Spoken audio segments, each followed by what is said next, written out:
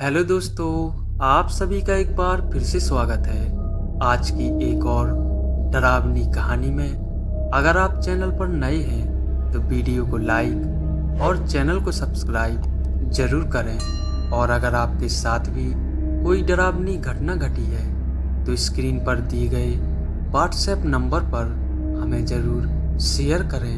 तो चलिए कहानी शुरू करते हैं। राजस्थान के कोटा शहर की एक खौफनाक घटना। यह कहानी राजस्थान के कोटा शहर से जुड़ी एक सच्ची घटना से प्रेरित किसी के असफल प्यार और प्रतिशोध की है। सपना सलोनी और उनके मासूम दोस्तों की दास्तां जो समय के दुष्ट चक्र में फंस गए और उस मोड़ पर आके थम गए जहां मौत उनका इंतजार कर रही थी। राणा साहब एक बहुत अमीर और आलीशान हवेली के मालिक थे। उन्होंने अपने से 10 साल छोटी उम्र की लड़की से प्यार हो गया था, लेकिन वो लड़की राणा साहब को अपने प्यार के मायाजाल में फंसा के उनकी जायदाद को छीन लेना चाहती थी। एक बार उस लड़की ने अपने प्रेमी के साथ मिलकर राणा साहब को मार मार कर जिंदा जमीन में गाड़ दिया। राणा साहब चीखे चिल्लाए, लेकिन उस लड़की ने उनकी एक ना सुनी। बाद में राणा साहब ने मरते मरते श्राप दिया कि मैं किसी को नहीं छोड़ूंगा, हर प्रेमी को मार दूंगा।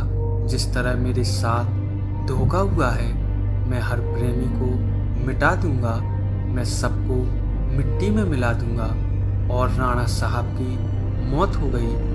उन दिन के बाद जगह और वो हवेली श्रापित हो चुकी थी। वहाँ जो भी जाता था वो कभी भी वापस नहीं आ पाता था।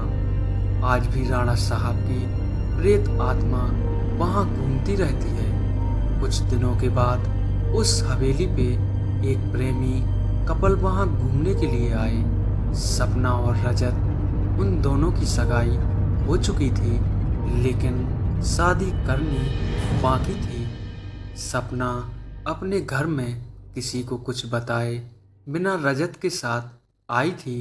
सपना और रजत मजाक मस्ती में उस जगह पहुंच गए जहां पे राणा साहब को जिंदा दफन कर दिया था। अचानक रजत उस जगह पे गिर जाता है और उसका पैर जमीन के नीचे घुसने लगता है। यह देखकर सपना डर जाती है और मदद के लिए चीखने चिल्लाने लगती है, लेकिन कोई भी उसकी आवाज नहीं सुन पाता। सपना जब उस हवेली में मदद के लिए जाती है तो वहीं उसे किसी के होने का आभास होता है। उसी वक्त तुरंत सपना गिर जाती है और उसका पैर पकड़कर उसी जगह पर खींच लेके जाता है जहां राणा साहब और रजत दफन हुए थे। बाद में सपना भी उसी जगह पर दफन हो जाती है।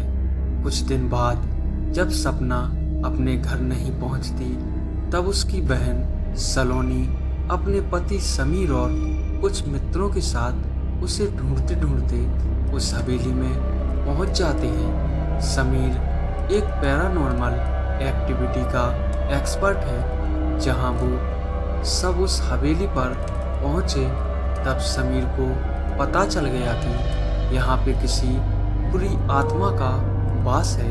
उसने सबको सूचित कर दिया। उसी रात को उन सभी के साथ कुछ अजीबोगरीब घटनाएं होने लगती हैं, जैसे कि नल से पानी टपकना, अपने बेडरूम में मिट्टी का आ जाना, रूम की खिड़कियां अपने आप हिलने लगना, किसी के रोने की और चिल्लाने की आवाज आना। यह सब देखकर वो डर जाते हैं और उनमें से एक भागने की कोशिश करता है, लेकिन राणा साहब की प्रेत आत्मा उसे भी जिंदा दफन कर देती है। और दूसरे दिन जब उन लोगों को पता चलता है कि उनका एक साथी गायब है, तब वो लोग और भी डर जाते हैं। लेकिन समीर बताता है कि हमें यहाँ से बाहर निकलना है तो हमें उस आत्मा को बुलाना होगा और उनसे पूछना होगा कि वो आखिर चाहती क्या है। डर के मारे सभी लोग समीर की बात मान लिए और आत्मा को बुलाने के लिए तैयार हो गए। समीर ने एक रूम में सभी तैयारियां कर ली और बताया कि जब तक हम आत्मा से पूरी जानकारी नहीं जान लेते तब तक कोई इस रूम से बाहर नहीं जाएगा और कुछ भी हो जाए कोई किसी का हाथ नहीं छोड़ेगा। समीर ने तंत्र मंत्र से आत्मा को बुलाना शुरू कर दिया। कुछ ही देर में तेज पवन और बिजली के साथ राणा की आत्मा उस रूम में आ गई। समीर ने उस आत्मा से बात की, आखिर तुम चाहते क्या हो जो लोगों को मार रहे हो? कौन हो तुम? राणा साहब की आत्मा ने, निकल जाओ यहाँ से, मैं किसी को नहीं छोड़ूंगा, सब मारे जाएंगे जो भी यहाँ आए, गया नहीं कोई भी यहाँ से। इतना कहकर वो आत्मा चली गई। वो लोगों ने बाद में सपना की आत्मा को बुलाया और पूछा आखिर उसके साथ क्या हुआ था।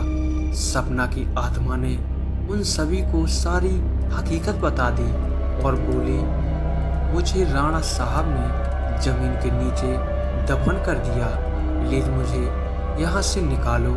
सलोनी ने अपनी बहन सपना से पूछा राणा साहब की आत्मा को कैसे मारा जाए।